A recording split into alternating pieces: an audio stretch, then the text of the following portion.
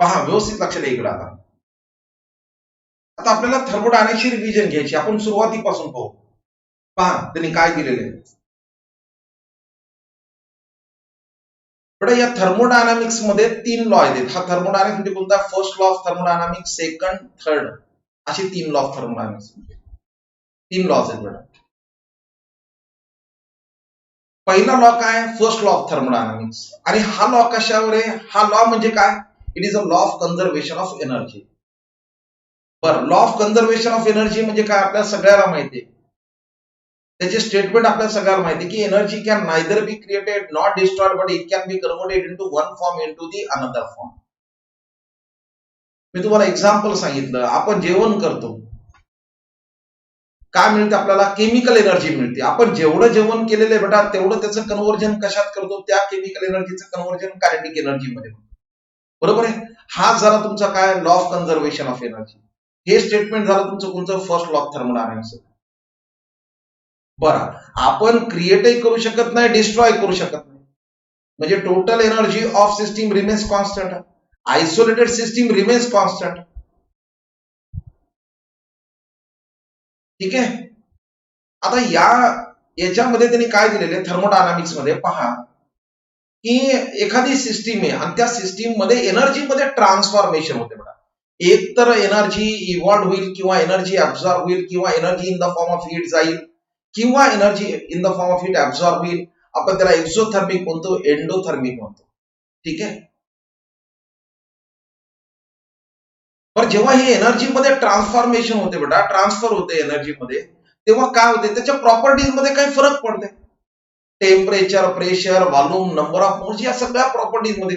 आणि यांची स्टडी म्हणजे काय? थर्मोडायनामिक्स. झालं क्लिअर इथं? पुन्हा आपण डेफिनेशन काय? Quantitative relationship between heat and other forms of energy non as thermodynamics. पण यांनी इथं दिलं काय की याला काही त्यांनी सुरुवातीला लिमिटेशन दिले. काय लिमिटेशन्स आहे? किंवा आम्ही एखादी रिॲक्शन स्लो आहे का फास्ट आहे आम्ही ते कन्सिडरच करत नाहीत.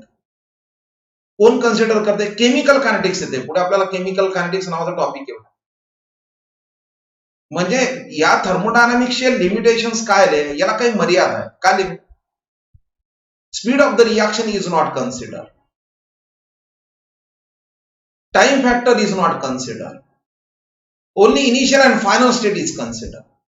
जसं मी तुम्हाला एक्झाम्पल सांगितलं, टाकळकर सरच्या आपण क्लासमध्ये आलो. कोणत्या मार्गाने आलोत काही आहे का? किती वेळानंतर या, किती घरून निघालेत, पण किती वेळानंतर तुम्ही क्लासला येत आहे का? नाही. आम्हाला काही घेणं देणं. आम्हाला फक्त काय माहिती आहे? व विद्यार्थी आला म्हणजे initial and final state is consider. हे थर्मोडायनामिक्स दिलं. बरं, यांनी दुसरं काय दिलंय की तुम्ही लार्ज क्वांटिटी कन्सिडर केलेली आहे. Electron, proton, neutron, single atom, molecule कन्सिडरच नाही. म्हणून इट इज ऍप्लिकेबल फॉर काय? Macroscopic properties. Temperature, pressure, volume, large number of atoms, molecules या पद्धतीने.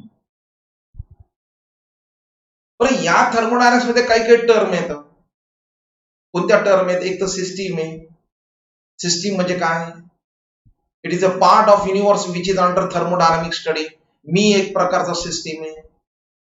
एक छोटा पार्ट आहे युनिवर्सचा which is under thermodynamic study. आपण म्हणतो ना सिस्टीम म्हणजे काय? Which is under observation. झालं. आता एखादी रिॲक्शन व्हायली, एखाद्या बीकर मध्ये व्हायला, आपण लक्ष कुठे आपलं? पूर्ण आपलं आपण होतो सर ते बीकर म्हणजे काय? सिस्टीम आहे. आणि बीकर सोडून बाहेरचा पोर्शन सराउंडिंग आहे. मग एक लाईन आहे की ती लाईन या सिस्टीम सराउंडिंगला सेपरेट करते, त्याला आपण म्हणतो बाउंड्री लाईन. मग ती रिअली असेल, इमॅजिनरी असेल. बीकर मध्ये होत असेल तर म्हणू शकतो ना सर ही बाउंड्री लाईन आहे. आता ओपन ऍटमॉस्फिअर मध्ये कुठे सांगणार आहे ही बाउंड्री लाईन आहे म्हणून? झालं. बर, त्याच्यानंतर टाइप्स ऑफ सिस्टीम मध्ये ओपन सिस्टीम आहे. ओपन सिस्टीम म्हणजे काय? एक अशी सिस्टीम आहे की ज्याच्यामध्ये मॅटर आणि एनर्जी, एनर्जी म्हणजे हीट, हे दोन्ही एक्सचेंज होते सराउंडिंगला. मग असं जर करायचं असेल तर तुम्हाला रिॲक्शन ओपन बीकर मध्येच करावं लागणार आहे. केमिस्ट्रीमध्ये सगळ्या रिॲक्शन आपण ओपन बीकर मध्येच करतो. बंद करून काही रिॲक्शनच करत नाही ना कुठल्या गोष्टी.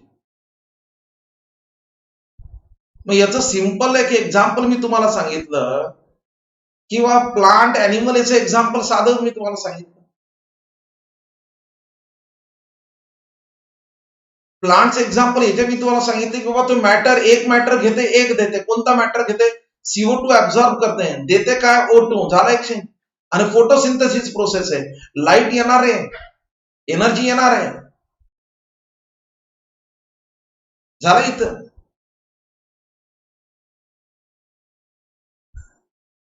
बरं, एखादी रिॲक्शन तुम्ही एखाद्या बीकर मध्ये जर करत असताल तर ती काय झाली? ओपन सिस्टीम आहे. आणि तेच त्याला क्लोज केलं तुम्ही. क्लोज केल्यावर काय होणार? फक्त एनर्जी जाणार बेटा, मॅटर नाही. क्लोज केल्यानंतर म्हणजे reaction taking place in is closed vessel, sealed vessel. कोणतं झालं तुमचं? क्लोज सिस्टीम झाला. तिसरी सिस्टीम आहे आयसोलेटेड सिस्टीम.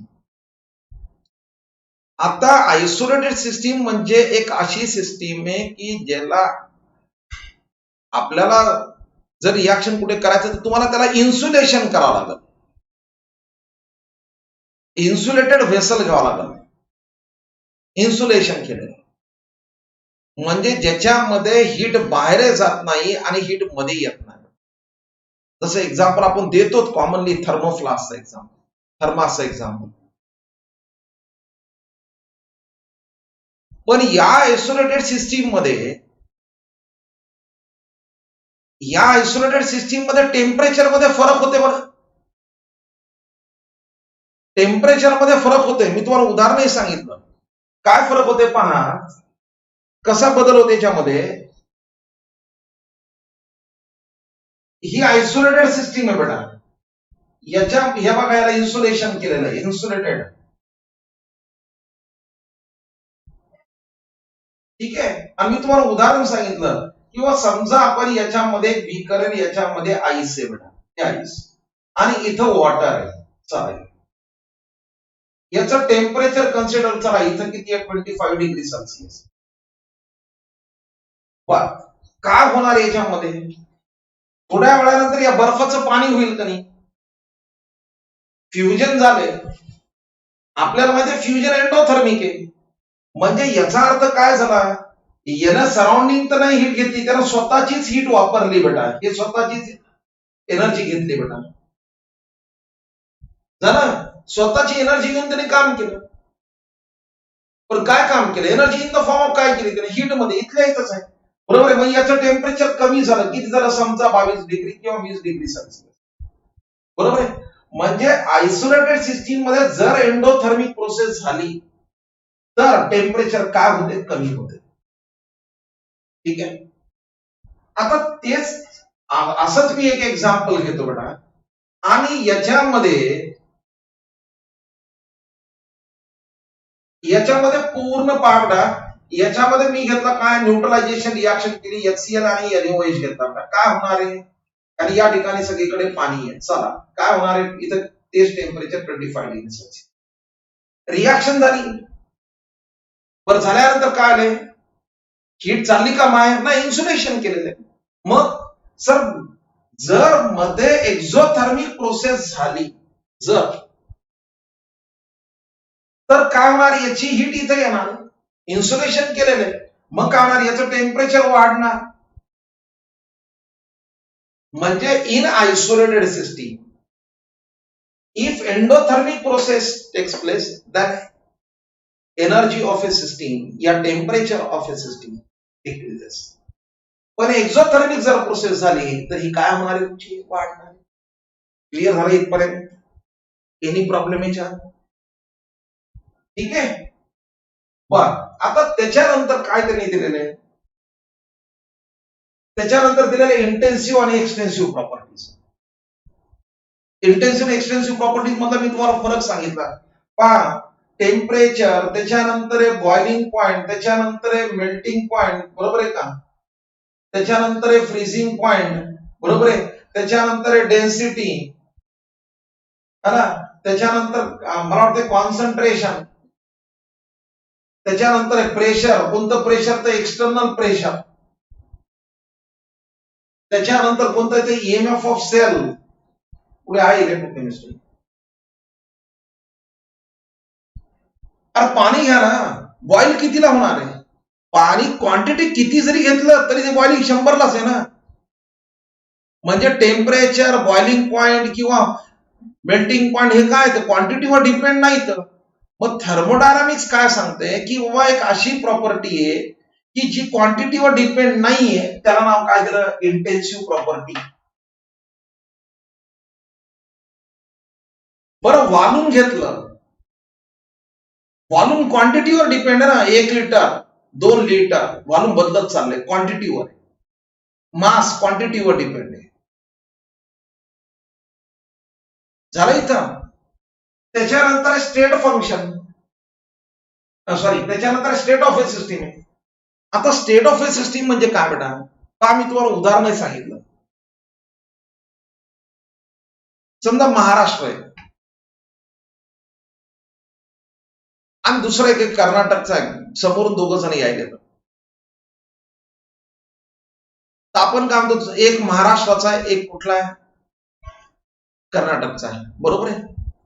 2 सिस्टीम आहेत त्या. बरं तुम्ही ओळखणार कसे? तर आपण म्हणतो सर आम्ही त्याच्या युनिफॉर्म म्हणून त्याला ओळखणार, राईट? बरोबर आहे. मग आता मला सांगा, तो जो व्यक्ती आहे ती सिस्टीम आहे, त्याच्या प्रॉपर्टीज आहेत, त्याच्या प्रॉपर्टीज फिक्स आहेत, त्याचा युनिफॉर्म फिक्स आहे, त्यानं तो युनिफॉर्म घातला म्हणजे आपण म्हणतो ही सिस्टीम त्या स्टेटची आहे.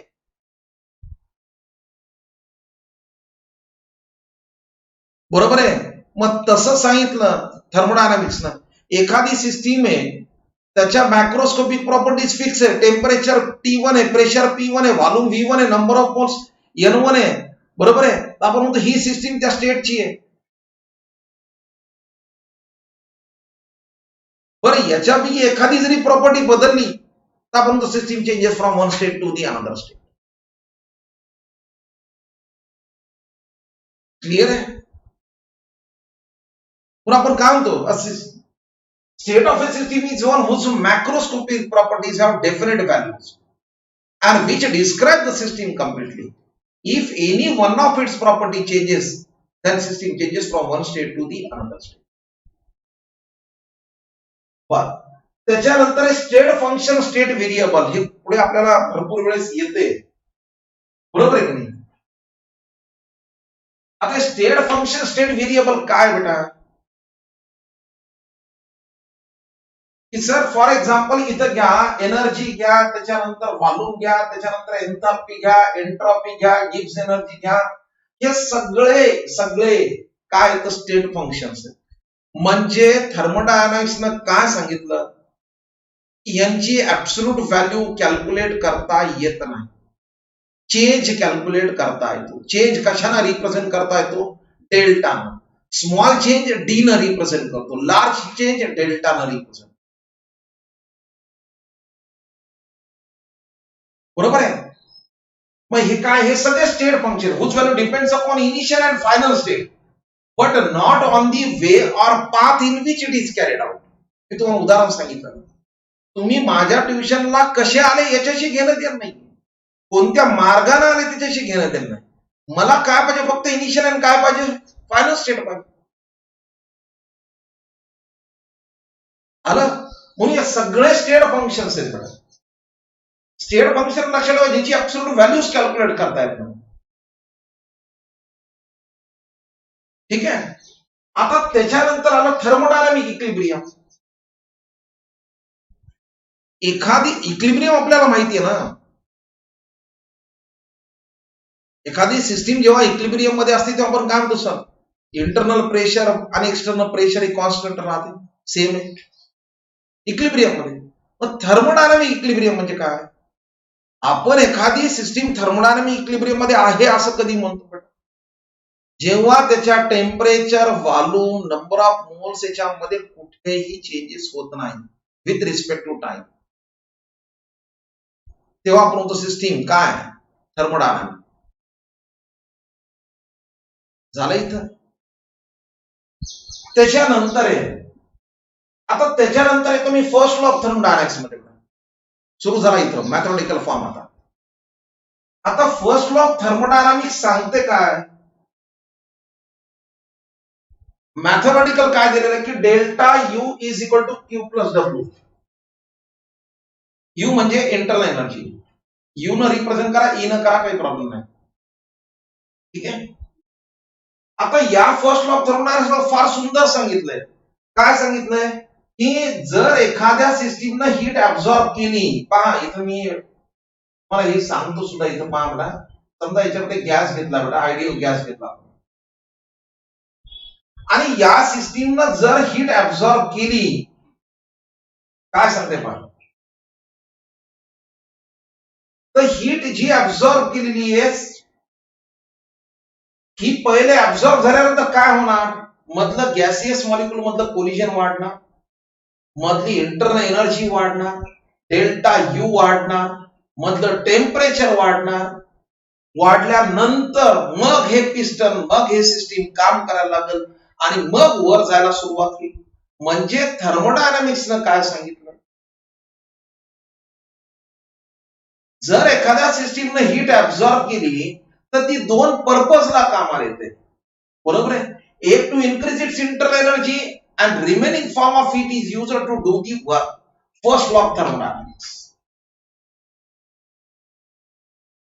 पण याने दिलेत ना, जर एक्सपान्शन होत असेल तर डब्ल्यूचं साइन मायनस घ्या, कॉम्प्रेशन होत असेल तर डब्ल्यूचं साइन प्लस घ्या.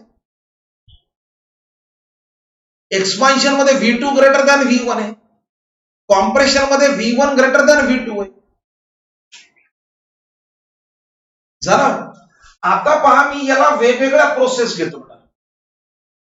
आता नीट लक्ष द्या, मला ही प्रोसेस करायची आयसोथर्मल प्रोसेस. इथं आयसोथर्मल प्रोसेस म्हणजे काय की मला ही प्रोसेस करताना टेम्परेचर कॉन्स्टंट करायचं, म्हणजे delta T delta U zero, but U is not equal to zero. ठीक आहे. पण आता ही जी वॉल आहे ही डायथर्मिक वॉल आहे बेटा.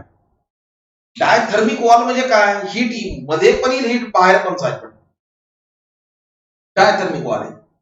आता ही प्रोसेस करायची. ठीक आहे. फार स्लो प्रोसेस आहे, व्हेरी स्लो प्रोसेस. आता थोड्या वेळ इमॅजिन करा, या सिस्टीमनं स्वतःचीच हीट वापरली काम करण्यासाठी, तर पिस्टन थोडं वर जाईल. वाक्य पहा, थोडं वर जाईल. मग काय होणार आहे, या मधलं याचं टेम्परेचर आणि याचं टेम्परेचर मध्ये फरक पडेल, याचं टेम्परेचर कमी झालं, मग काय होईल, ही सिस्टीम इक्लिब्रियम मध्ये यायचा प्रयत्न करेल ना. मग येईल कशी, मग काय करणार, ही थोडी हीट, एकदम थोडी हीट काय घेणार आहे, सराउंडिंग मधून कुठे घेणार आहे, ऍब्झॉर्ब करल. आणि जो काही टेम्परेचर चेंज आहे तो टेम्परेचर चेंज किती येतो, झिरो. कळालं. जरा इथं म्हणून पहा, हीट घेते म्हणून Q is not equal to zero, but delta U या डेल्टा टी झिरो. ठीक आहे. फार स्लो प्रोसेस आहे बेटा आयसोथर्मल. बर, आता ही सिस्टीम करायला काही प्रॉब्लेम नाही, तुम्ही ओपन सिस्टीम घ्या, क्लोज घ्या, काही प्रॉब्लेम नाही. ऍडियाबॅटिक प्रोसेस करायची मला. आताच मी तुम्हाला सांगितलं ऍडियाबॅटिक प्रोसेस साठी तुम्हाला काय पाहिजे, सिस्टीम आयसोलेटेड पाहिजे. आयसोलेटेड सिस्टीम मध्ये मी तुम्हाला दोन एक्झाम्पल सांगितले. ऍडियाबॅटिक प्रोसेस मध्ये काय, किंवा क्यू झिरो आहे, delta T is not equal to zero आहे, बरोबर आहे का. मग तुम्ही सर या दोन्ही मध्ये काय फरक आहे. आता पहा, समजा मी इथं आयसोथर्मल जर घेतलं बेटा आणि हे ऍडियाबॅटिक जर घेतलं तर तुम्ही आता सर इकडं डेल्टा यू 0 आहे, इकडं delta T is equal to 0 आहे, इथं क्यू इज इक्वल टू 0 आहे, इथं सिस्टीम ओपन सिस्टीम आहे, इथं आयसोलेटेड सिस्टीम आहे, बरोबर आहे. आता मला सांगा ही प्रोसेस आपण फर्स्ट लॉ ऑफ थर्मोडायनामिक्स मध्ये जर केली तर मला सांगा आपलं इक्वेशन काय आहे, Q is equal to minus W in, एक तर असं राहील, नाही तर minus Q is equal to plus W आहे बेटा. मायनस डब्ल्यू म्हणजे एक्सपान्शन आहे, प्लस डब्ल्यू म्हणजे कॉम्प्रेशन आहे. अरे आता मी तुम्हाला सांगितलं ना, जर हीट घेतली तरच एक्सपान्शन होईल ना. मग थर्मोडायनामिक्स किती सुंदर दिलेलं आहे, आयसोथर्मल एक्सपान्शन मध्ये, आयसोथर्मल एक्सपान्शन मध्ये, एक्सपान्शन म्हणजे डब्ल्यू मायनस, हीट ऍब्सॉर्ब होती, म्हणून हे क्यूचं साइन प्लस आहे. In isothermal expansion, heat absorbed by the system from the surrounding. In isothermal compression, आता कॉम्प्रेशन व्हायला काय होणार, मधलं टेम्परेचर वाढणार, पण लगे इमिडिएटली इक्विलिब्रियम मध्ये यायचा प्रयत्न करत, नंतर काय होईल, लगे सिस्टीम काय करेल, हीट इव्हॉल्व करेल. ते जर आयसोथर्मल कॉम्प्रेशन. आता ऍडियाबॅटिक मध्ये काय होते, जर क्यू 0 आहे तर फर्स्ट लॉ ऑफ थर्मोडायनामिक्स काय सांगते, delta U is equal to W आहे किंवा minus delta U is equal to minus W आहे. ही तर प्रोसेस फास्ट व्हायली. अरे आपण बाहेरून हीटच घेतली नाही तर मग काय होणार आहे, पहा बर्स्टिंग ऑफ टायर. उदाहरण मी तुम्हाला टायर फुटतंय, बरोबर आहे की नाही, आवाज येते. बरं आवाज झाल्यानंतर तुम्ही पहा, एखादा प्रयोग जर कुठे झाला असेल तर तुम्ही पहा, फुटल्यानंतर आपण जर तिथं असा पायाचं ठेवणार बाजूला तर काय होते, आपल्याला गार लागते बेटा, थंड आहे, हवा येते, मग काय होते, अरे तिथं सिस्टीमला बाहेरून हीट घेतली नाही, तिथं काय रे स्वतःची हीट वापरली, म्हणून इथं काय होते, ब्रस्टिंग ऑफ टायर मध्ये काय व्हायला, तुमचं एक्सपान्शन व्हायले, डब्ल्यू निगेटिव्ह आहे आणि इंटरनल एनर्जी कमी झाली. मग तुम्हाला परीक्षेमध्ये विचारतात ना, in adiabatic expansion temperature of the system changes, temperature of the system decreases, internal energy of the system decreases.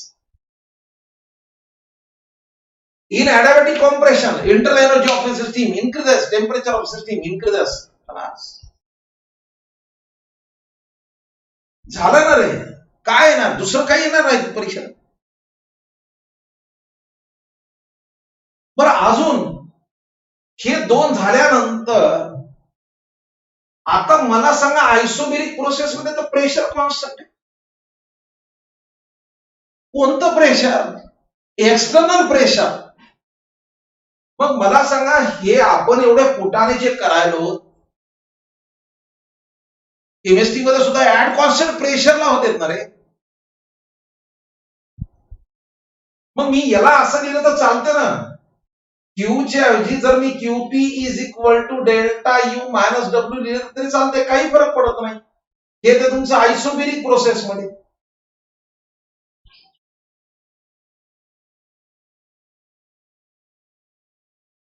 आणि हेच तर थर्मोडायनामिक्स सांगितलं ना, जर एखादी गॅसीय सिस्टीम आहे आणि त्या गॅसीय सिस्टीम मध्ये 1 मोल ऑफ गॅस आहे, हे 1 mole of N ideal gas, आणि जर त्यांनी हीट ऍब्सॉर्ब केली ऍट कॉन्स्टंट प्रेशरला, तर ती हीट दोन पर्पज साठी वापरल्या जाते, at to increase its internal energy आणि उरलेली to do the work in isobaric process आहे. यालाच तर तुम्ही फिजिक्स मध्ये मोलार हीट कॅपॅसिटी म्हणता, सीपी यालाच तर म्हणता तुम्ही. The amount of energy required to increase the temperature of 1 mole of gas through 1 degree Celsius at constant pressure, that is known as CP, molar heat capacity at constant pressure. But आता आयसोकोलिक process केली तर sir आयसोकोलिक process केली तर मला volume constant ठेवावं लागेल, याला याला टाईट करून ठेवावं लागेल आणि मग कार्यच होणार नाही ना, वर कुठून होणार. मग तुम्ही ना सर जी हीट वापरली ती कशासाठी आली, to increase its internal energy, temperature वाढवण्यासाठी.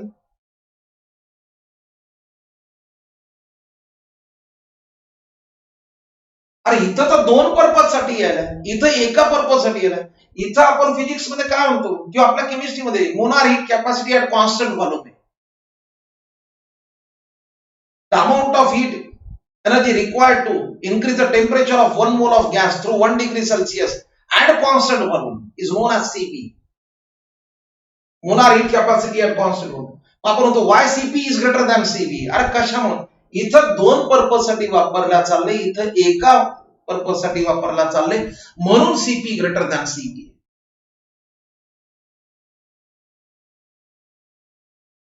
ठीक आहे, हे झाला तुमचा आयसोकोलिक. हे झाला सायक्लिक प्रोसेस मध्ये आपण काय म्हणतो, इनिशियल अँड फायनल स्टेट इसी डेल्टा यू. जे काय चेंज आहे तो किती आहे, 0 आहे चेंज. जेव्हा initial and final state same आहे तेव्हा सायक्लिक प्रोसेस. बर, त्यानंतर कोणतं आहे तुमचं, reversible process, imaginary process. Net problem, buffer buffer.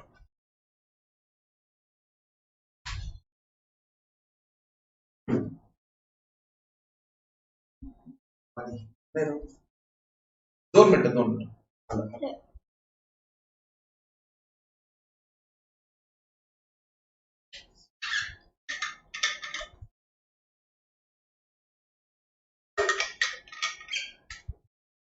2 मिनिटं बेटा, 2च मिनिटं.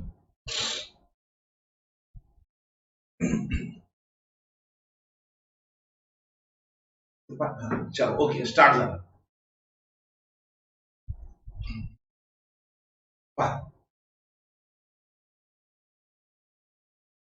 आता रिव्हर्सिबल प्रोसेस आहे बेटा. आता या रिव्हर्सिबल प्रोसेस मध्ये काय दिले पाहता, नीट लक्ष द्या. याच्यामध्ये आयडियल गॅस आहे, हे व्हॉल्यूम V1 आहे आणि इथं व्हॉल्यूम V2 आहे. ठीक आहे, आणि याच्यावर तुम्ही असे छोटे छोटे वेट ठेवले बेटा.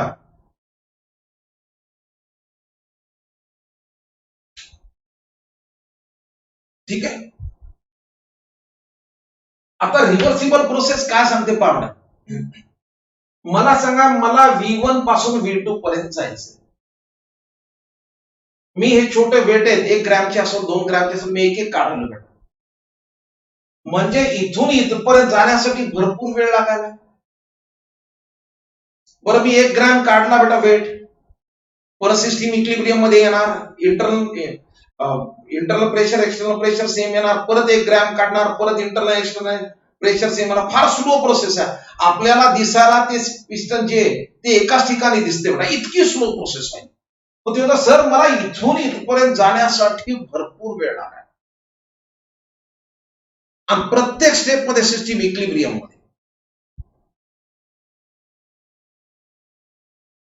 मग थर्मोडायनॅमिक्स काय सांगते, याच प्रोसेस मध्ये मॅक्झिमम वर्क मिळते. आता पहा, इथं मी ही प्रोसेस स्लो सांगितली, हे वर चाललंय. ठीक आहे,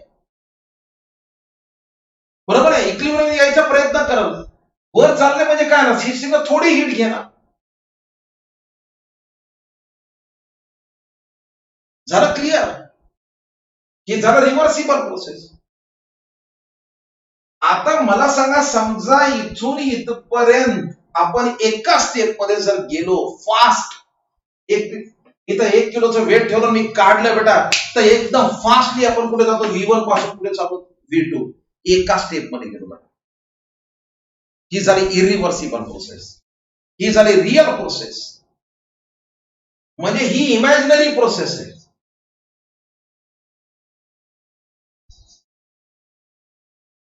ही रिअल प्रोसेस आहे, ही हायपोथेटिकल प्रोसेस आहे, ही नुसती कल्पना आहे, होत नाही ऍक्च्युअल मध्ये. झालं. इथं या दोघांमध्ये आपण होतो सर, या दोघांमध्ये काय, इथं मॅक्झिमम वर्क मिळते, इथं मॅक्झिमम वर्क मिळतच नाही. ही इमॅजिनरी आहे, ही रिअल प्रोसेस आहे. इथं प्रत्येक स्टेपला system is in equilibrium with is surrounding आहे. इथं इक्लिब्रियम फायनललाच आहे. मी वरतून खाली उडी मारली, मध्ये कुठे थांबतो का, नाही, कुठे डायरेक्ट खाली, म्हणजे equilibrium is attained final stage. झालं. इथं इथपर्यंत झाल्यानंतर पहाडा नंतर work opted in an isothermal irreversible process, याच आपण म्हणतो पीव्ही टाइप ऑफ वर्क. आता पहा, इथं या ठिकाणी ऍट कॉन्स्टंट एक्सटर्नल प्रेशर आले. इथं पण आपण पाहिलेलं ऍट कॉन्स्टंट एक्सटर्नल प्रेशर आलं. एन्थाल्पी मध्ये सुद्धा ऍट कॉन्स्टंट एक्सटर्नल प्रेशर येणार. पहा, आता थर्मोडायनॅमिक्सनं काय सांगितलं, जर तुम्ही प्रेशर कॉन्स्टंट ठेवून व्हॉल्यूम मध्ये जर चेंज केला तर त्याला आपण म्हणतो पीव्ही टाइप ऑफ वर्क. आणि ते वर्क किती येतं, W is equal to minus P delta. ठीक आहे, चला पुढे. आता इथं काय होतं आपण, sir V2 is greater than V1 expansion. आपण याचे प्रॉब्लेम पाहिले. या प्रॉब्लेम मध्ये मी तुम्हाला सांगितलं, एक्सपान्शन असो का कॉम्प्रेशन असो, हाच फॉर्म्युला वापरला. म्हणजे एक्सपान्शन मध्ये V2 ग्रेटर दॅन V1 आहे, कॉम्प्रेशन मध्ये V1 ग्रेटर दॅन V2 आहे. ठीक आहे. बर, आता तुम्ही तर सर याच्यात आयडियल गॅस आहे, आयडियल गॅस आहे, तर मला सांगा आयडियल गॅस इक्वेशन काय, तर PV is equal to nRT आहे ना. प्रेशर तर कॉन्स्टंट आहे ना. मी प्रेशर कॉन्स्टंट ठेवून कशामध्ये चेंज केला, व्हॉल्यूम मध्ये चेंज केला. आर कॉन्स्टंट आहे, टी कॉन्स्टंट आहे, मग बदल कशात होणार, नंबर ऑफ मोल्स मध्ये, म्हणजे येणार काय, डेल्टा एनआरटी. झालं इथं. म्हणून इथे याला असं लिहिलं जाते मायनस डेल्टा एनआरटी.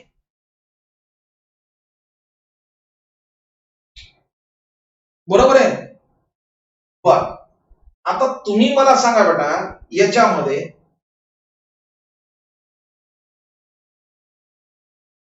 मला सांगा, फॉर एक्झाम्पल इथं ही रिएक्शन आहे NH3 in the form of gas आहे, N2 आहे in the form of gas आहे, plus 3H2 in the form of gas आहे. ठीक आहे, गॅसच घेतला ना आपण इथं. आता मला सांगा डेल्टा एन म्हणजे काय, डेल्टा एन म्हणजे काय, आपण म्हणतो N2 मायनस N1 आहे. हे N2 आहे, प्रोडक्ट N2 आहे, हे N1 आहे. आता मला सांगा, लिक्विडनं काही फरक पडणार आहे का पिस्टन वर जायला खाली यायला, सॉलिडनं काही पडणार आहे का, म्हणजे डेल्टा एन म्हणजे काय कन्सिडर करणार, फक्त गॅस कन्सिडर करणार आपण. मग मला तुम्ही सांगा, N2 चे नंबर ऑफ मोल्स किती, हे 3 आणि 1 4 आहेत, आणि इथं NH3 चे किती आहेत, 2 आहेत, म्हणजे आपली डेल्टा एन ची व्हॅल्यू पॉझिटिव्ह आहे ना. मग जेव्हा तुमचा डेल्टा एन पॉझिटिव्ह आहे बेटा, तेव्हा वर काय आले, तुमचं निगेटिव्ह आले, आणि डब्ल्यू निगेटिव्ह आले म्हणजे एक्सपान्शन व्हायला. बट हीच रिएक्शन समजा मी अशी केली, हीच रिएक्शन समजा मी अशी केली in the form of gas, sir delta N is equal to -4 is equal to -2 आहे, डेल्टा एन निगेटिव्ह आहे, निगेटिव्ह निगेटिव्ह पॉझिटिव्ह झालं, म्हणजे डब्ल्यू काय आलं, सर कॉम्प्रेशन आहे. यस,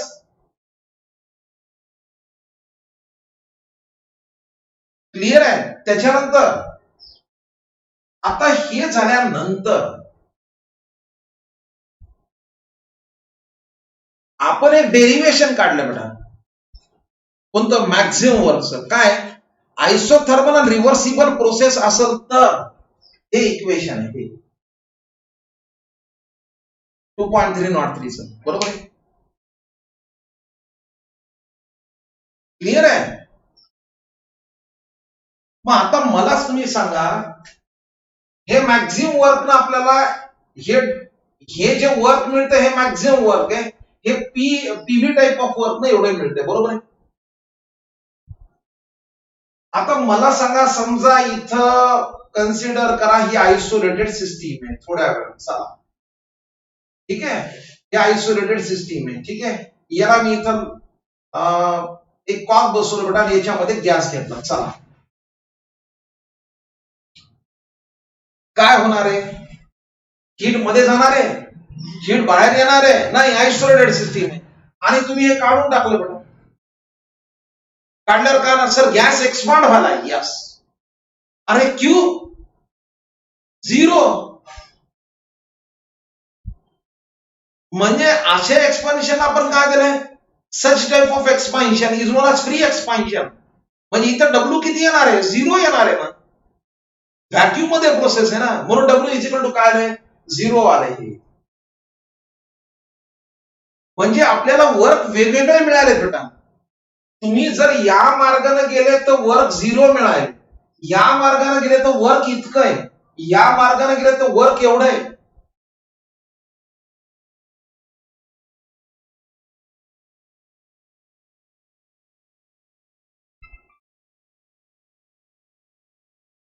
आलं इथं? क्लिअर आहे?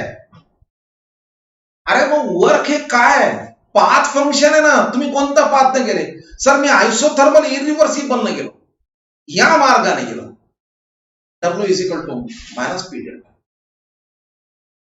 आयसोथर्मल रिव्हर्सिबल न गेलो, W max minus 2.303 nRT V2 by V. Vacuum W 0 आहे. मग वर्क पाथ वर डिपेंड आहे, पाथ फंक्शन झालं. पुढे काय दिले पहा बेटा तुम्ही. आता त्यांनी काय सांगितलं, फॉर एक्झाम्पल मिथेन आहे, त्याच्यानंतर N2 आहे, त्याच्यानंतर H2 आहे, त्याच्यानंतर CO2, 4 गॅस आहेत. आणि तुम्हाला परीक्षेला दिलं की कोण सगळ्यात जास्त मॅक्झिमम वर्क देते. मग तुम्ही तर सर अवघड आहे. मग लक्षात ठेवायचं, W max is equal to minus 2.303 weight upon molar mass आहे, आरटी हे आहे, एन म्हणजे मग ज्याचं मोलार मास जास्त आहे, ज्याचं मोलार मास जास्त आहे त्याचं वर्क काय असेल? कमी. आणि ज्याचं मोलार मास कमी आहे, कोणाचं मोलार मास कमी असेल? H2 चं. H2 चं कमी आहे, 2च ग्रॅम आहे, मग मोलार मास कमी आहे तर काय ना, वर्क काय ना, जास्त. CO2 चं जास्त आहे म्हणून काय ना, कमी येणार. संपलं.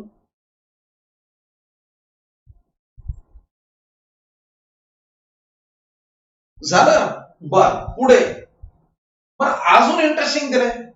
सर तुम्ही वर्क तर काय सांगितलं? पाच फंक्शन. ठीक आहे, मान्य. हीट प्रूव्ह करून दाखवा आम्हाला. मला तुम्ही सांगा, हे मार्ग आहे बेटा हा V1 टू V2 चा. आपण इथं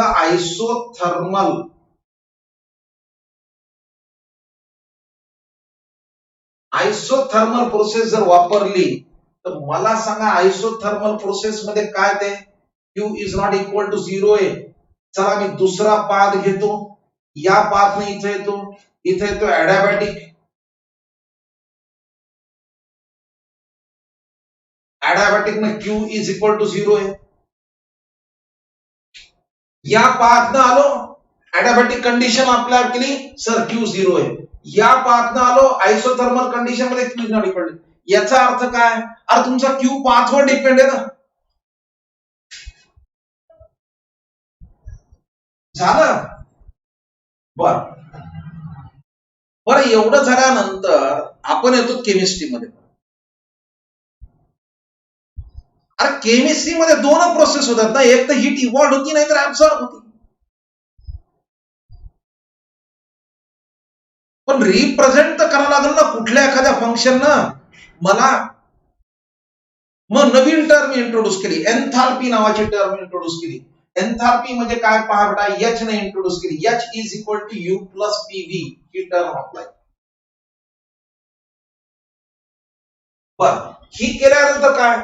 सर हे स्टेट फंक्शन आहे, स्टेट फंक्शन आहे, स्टेट फंक्शन आहे, म्हणून एन्थाल्पी सुद्धा काय झालं? स्टेट फंक्शन आहे. मग याची तर ऍब्सोल्यूट व्हॅल्यूज कॅल्क्युलेट करता येत नाही, म्हणून delta H is equal to delta U plus. आता P, सर P काय? प्रेशर आहे ना, केमिस्ट्री मध्ये ज्या रिएक्शन मध्ये ऍट कॉन्स्टंट प्रेशर आहे ना, इथे ऍट कॉन्स्टंट प्रेशर घेतलं, इथे ऍट कॉन्स्टंट प्रेशर आहे, इथंही आहे, म्हणून पी डेल्टा व्ही लिहू शकतो मी इथं. हा झाला तुमचा चेंज इन एन्थाल्पीचा फॉर्म्युला. मग आता या दोघांमध्ये जर कंपॅरिझन केलं तुम्ही इथं, आता पहा इथं जर तुम्ही ही व्हॅल्यू लिहिली QP is equal to delta U plus P delta V, चालतंय? काय फरक पडायला?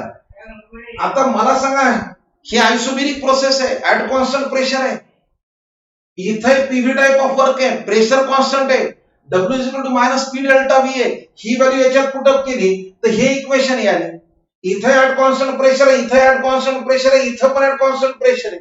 या दोघांचं जर कंपॅरिझन केलं तर तुम्ही म्हणता sir Takalkar sir, heat absorb at constant pressure nothing but change in enthalpy, आलं का इथं?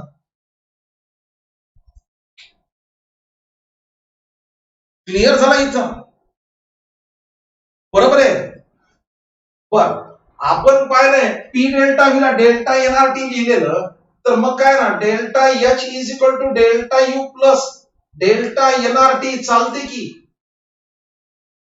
मग आपण आत्ताच पाहिलं delta N is equal to 0 जेव्हा असेल तेव्हा delta H is equal to delta U आहे, आणि डेल्टा एन ग्रेटर दॅन 0 आहे, पॉझिटिव्ह आहे, तेव्हा आपण म्हणतो sir delta H greater than delta U आहे, आणि डेल्टा एन जेव्हा लेस दॅन 0 आहे, निगेटिव्ह आहे, तेव्हा डेल्टा एच लेस दॅन डेल्टा यू आहे. टाका ना किंमत, कळते लगेच. काय अवघड आहे? झाला इथं सगळं क्लिअर याच्यात. आता तुम्ही टाकळकर सर आम्ही इतकं शिकालो, अरे फर्स्ट लॉ थर्मोडायनामिक्सचे ड्रॉबॅक काय आहेत? हे तर सगळं फर्स्ट लॉ थर्मोडायनामिक्स वर झाले. अरे थर्मोडायनामिक्सचा फर्स्ट लॉ थर्मोडायनामिक्सचा ड्रॉबॅक काय? अरे तुम्ही आम्हाला सांगितलंच नाही ना कोणती प्रोसेस होती नाही होती, फिजिबिलिटी बद्दल सांगितलंच नाहीये. तुम्ही एवढं सांगितलं की जगामध्ये कुठे काही एनर्जीचे ट्रान्सफॉर्मेशन झाले तिथं law of conservation of energy येणार. पण ठीक आहे, मान्य. अरे मला सांगा ना होती का नाही प्रोसेस आहे? बरं कोणती प्रोसेस स्पॉन्टिनियस आहे, कोणती नॉन स्पॉन्टिनियस आहे, बरं याच्याबद्दलही तुम्ही काही बोला नको. तुम्ही एकच लावायला येतं. काय लावायला येतं? Heat absorb which is used for the two purposes. आणि दुसरं काय सांगितलं तुम्ही? तुम्ही हे सांगितलं जर आयसोथर्मल प्रोसेस असेल तर इथं Q0 आहे, जी काय हीट ऍब्सॉर्ब केली ती कम्प्लिटली वर्क साठी होती. अरे असं होतच नाही ना. एखाद्या सिस्टीमनं जर हीट ऍब्सॉर्ब केली तर ती पूर्ण वर्क साठी जाती? होय, जाते का? कशी जाईल? कोळशाचं इंजिन मी तुम्हाला सांगितलं ना, ट्रेन आहे, पहिले जुने होते. काय होते भट्टीमध्ये, काय होते आपण कोळसा त्याला त्याच्यामध्ये कंटिन्यू आपण हीट तयार करत होतो, जेवढी हीट तयार झाली तेवढी ती गाडी पुढे जात होती. आपण काही तर सराउंडिंगला जाईल ना, काही तर फ्रिक्शन मध्ये जाईल ना, काही सांगायला लोक. एवढे ड्रॉबॅक असतात का कुठे? आणि मग त्याला कोणता सेकंड लॉ ऑफ थर्मोडायनामिक्स असते? पण प्रश्न असा तयार झाला मध्ये, स्पॉन्टिनियस नॉन स्पॉन्टिनियस ओळखायच्या कशा?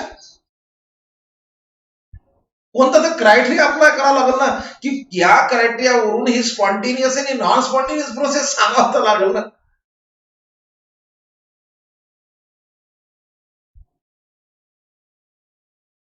मग तिथं सुरू झालं बाबा की स्पॉन्टिनियस प्रोसेस काय, नॉन स्पॉन्टिनियस प्रोसेस काय. मग आपण म्हणतो की बाबा ज्या नॅचरली ज्या होत्या त्या स्पॉन्टिनियस प्रोसेस, स्वतःहून होणाऱ्या रिॲक्शन स्पॉन्टिनियस आहेत, किंवा थोडं इनिशिएशनची गरज असते, थोडं, त्या स्पॉन्टिनियस.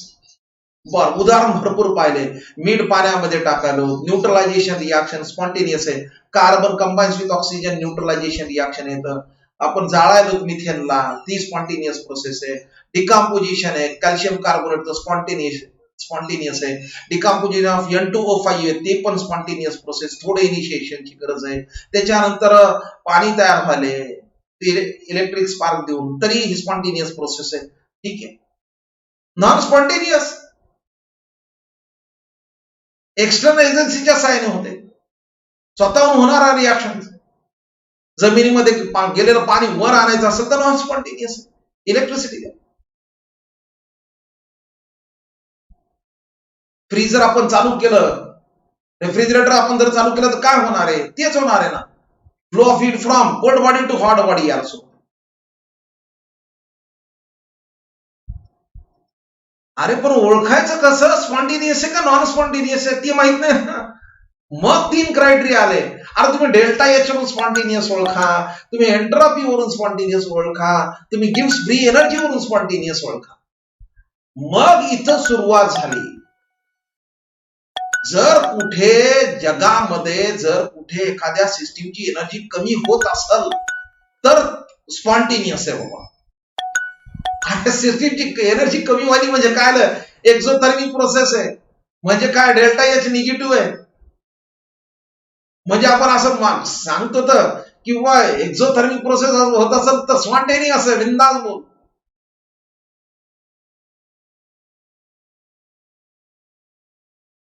पण हा क्रायटेरिया सगळीकडे वापरता येईल. प्रॉब्लेम एक आहे का दुखणार? Fusion of ice, vaporization of water, spontaneous आहे, डेल्टा एच पॉझिटिव्ह आहे. काय अवघड झालं.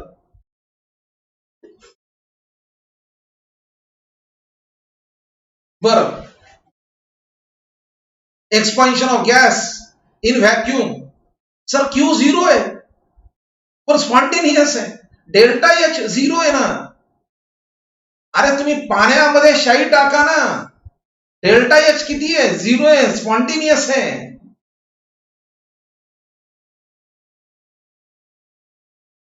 बरोबर आहे का?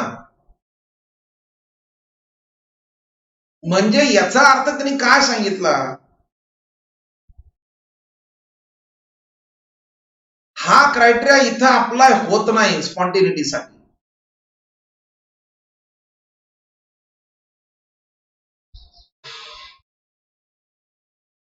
बरोबर आहे का? म्हणजे डेल्टा एच वरून आपण स्पॉन्टेनियस हा फॅक्टर देऊ शकत नाहीत. म्हणजे त्यांचं म्हणणं काय? काही रिॲक्शन्स अशा ज्या स्पॉन्टेनियस आहेत पण तिथं डेल्टा एच पॉझिटिव्ह पण आहे, डेल्टा एच निगेटिव्ह पण आहे. म्हणून आपण येतो तर एंट्रॉपी मध्ये, सेकंड लॉ ऑफ थर्मोडायनामिक्स मध्ये.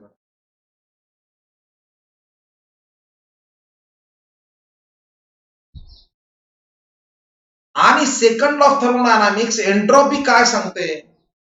एंट्रॉपी म्हणजे काय? रॅन्डमनेस. रॅन्डमनेस, डिसऑर्डरनेस वाढला तर एंट्रॉपी वाढली. एंट्रॉपी कशाला रिप्रेझेंट करतो? यस ने रिप्रेझेंट करतो.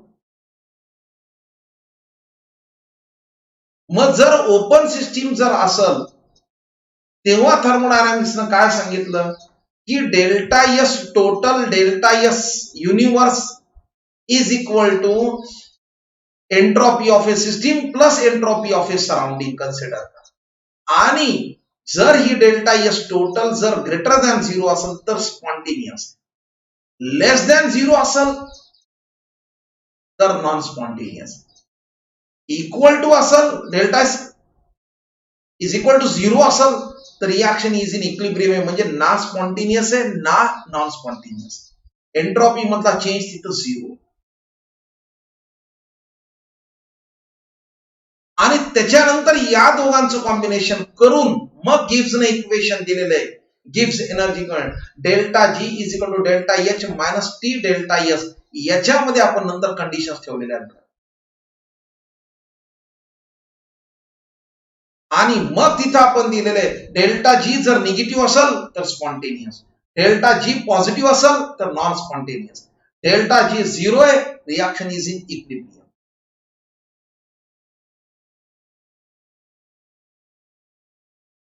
बसलं कुठं डोक्यात?